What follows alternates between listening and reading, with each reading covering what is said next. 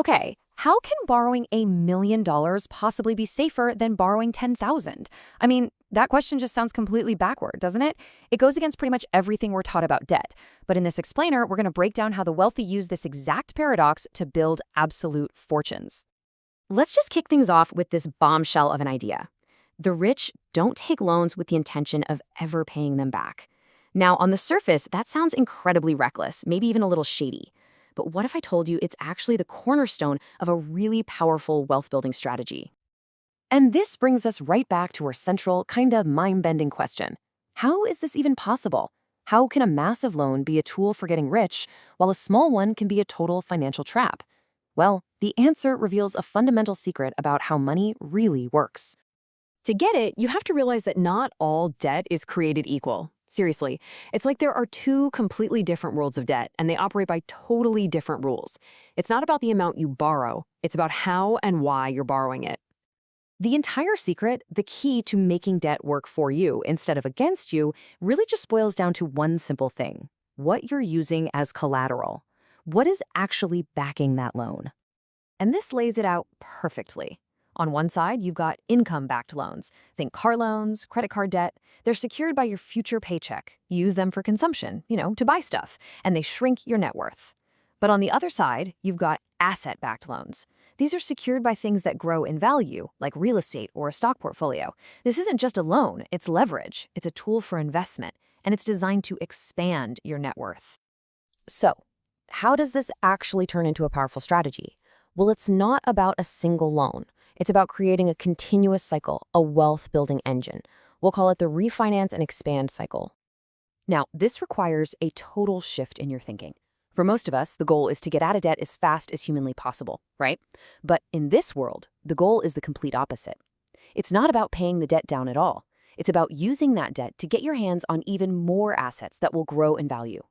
So how does this engine actually run? It's a pretty simple but brilliant cycle. Step 1, you buy an asset that's likely to go up in value. Step 2, time passes and its value does in fact go up. Now, of course, this whole thing assumes the asset's value keeps rising. That's the major risk in this strategy. Step 3, you then go back to the bank and refinance, borrowing against that new higher value. Step 4, and this is the magic part, you take that cash you just pulled out and you use it to buy another appreciating asset.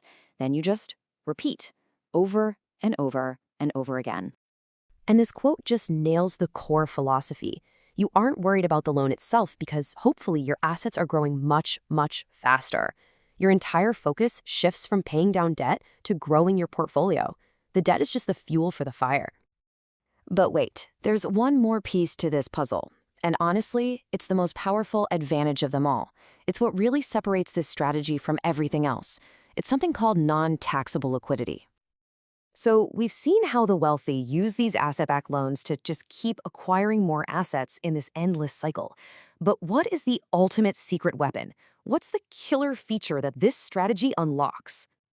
Well, think about it. Every single time you refinance, you are pulling out large sums of cash. This is real money you can actually use. But unlike selling an asset or earning a salary, this cash comes with an absolutely incredible advantage when it comes to your taxes. So what is that advantage? The tax rate you pay on the cash you pull out from that loan is 0%. That's right, a big fat zero. So why zero? How's that even possible? Well, it's simple, but it's genius. The IRS sees a loan as debt, not as income. And when you borrow against the value of your asset, you haven't actually sold anything, so there's no capital gain to tax. It's just not a taxable event. So you get this huge infusion of cash to use for whatever you want, to reinvest, to live your life, and you don't pay a single dime of income tax on it. That is the definition and the awesome power of non-taxable liquidity. So let's bring it all home. This whole explainer has really been about a massive, fundamental shift in perspective. The traditional view sees debt as a burden, right? A financial weight that you need to get rid of.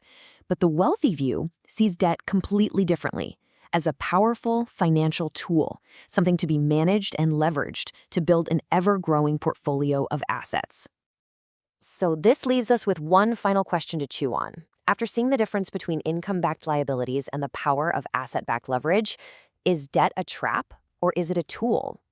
The answer, it seems, depends entirely on who's using it and why.